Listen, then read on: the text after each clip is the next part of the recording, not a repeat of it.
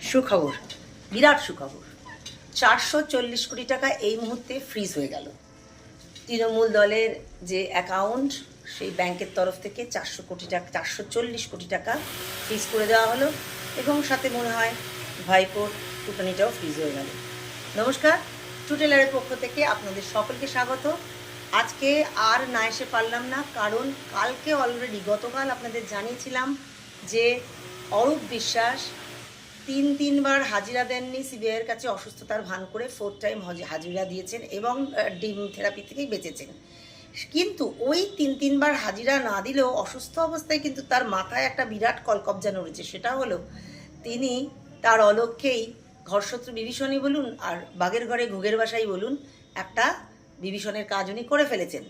সেটা হলো, তিনি কিন্তু নিজের লোভ সামলাতে না পেরে এবং তছনছ হয়ে যাওয়া তৃণমূল দলটাকে আর বিশ্বাসযোগ্যতার জায়গায় রাখতে না পেরে তিনি কিন্তু অলরেডি ব্যাংকের তরফে একটা চিঠি করেছিলেন যে আমাদের যে 2000 কোটি টাকা আছে আমাদের তৃণমূল দলের ট্রেজারিতে, সেটা কিন্তু সেই অ্যাকাউন্টটা ফ্রিজ করে দেওয়া হোক, কারণ কেউ যেন সেই অ্যাকাউন্ট থেকে কোনো লেনদেন করতে না পারে। তার মানে বকলমে তিনি কিন্তু তৃণমূল দলের সুপ্রিমো অর্থাৎ মমতা ব্যানার্জি এবং তার ভাইপো, কি ভাইপো আর বিশেষণ দিলাম না, ভাইপো, এরা যাতে কোনোভাবে সেই অ্যাকাউন্ট থেকে একটা টাকাও তুলতে না পারে, প্রায় দেউলিয়াই হয়ে গেল তৃণমূল দল এবং বকলমে সুপ্রিমো এবং তার ভাই। সেই বলে একটা চিঠি তিনি করেছিলেন ব্যাংকে, এবং পরবর্তীকালে ঋতব্রত বন্দ্যোপাধ্যায় তার কয়েকজন বিধায়ককে নিয়ে তারাও কিন্তু ওই দক্ষিণ বিধাননগর সেখানকার এক সাইবার সেলে তিনিও কিন্তু ওই ব্যাংকে একটা চিঠি করেন যে অ্যাকাউন্টগুলো যেন ফ্রিজ করে দেওয়া হয় এই মুহূর্তে। তো ঠিক তাই হলো। আজকের একদম বিগ নিউজ হলো যে সেই তিনটে মোট টাকার, জানি না কত টাকা আছে, 675 কোটি টাকা থেকে জাম্প করে অরূপ বিশ্বাস নিজে লিখে ফেলেছেন 2000 কোটি টাকা।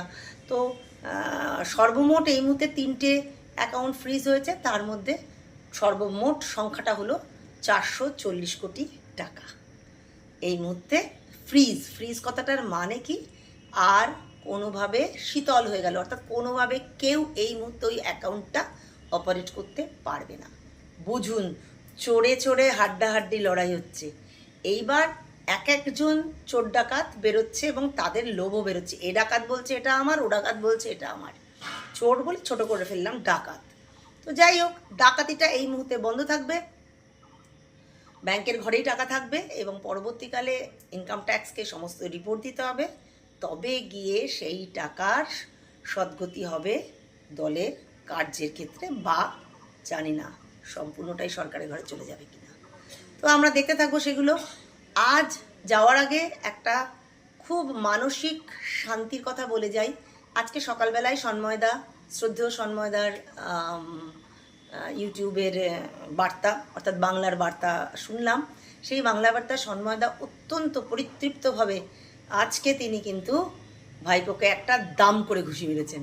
বলেছেন, মনে পড়ে ভাইপো অর্থাৎ ভাইপো অভিষেক ব্যানার্জি এই সন্ময়দার ক্ষেত্রে, সন্ময়দা একসময় আনন্দবাজারে চাকরি করতেন, খুব বড় পোস্টে চাকরি করতেন, এবং তার মতো একজন শ্রদ্ধেয় মানে একদম রেসপেক্টেবল পারসন, তাকে ভাইপো কী করেছিল, যেহেতু সন্ময়দার সত্যি কথা সোজা কথা বলতেন, সেই 2017 কি 19 সাল থেকে তিনি বলে আসছেন, ভাইপো তাকে কিন্তু গুন্ডা মানে সাইবার সেলে তার নামে এমনভাবে এফআইআর করেছিলেন যে তিনি যেন বাইরের কোনো উগ্রপন্থী বা এই ধরনের ইন্টারন্যাশনাল কোনো রাষ্ট্রবিরোধী সঙ্গে তিনি যুক্ত, এবং এই বলে ভাইপো কিন্তু তাকে ভীষণভাবে সেই সময় হ্যারাস করেছিল, এবং এই এফআইআরের এগেনস্টে সন্ময়দার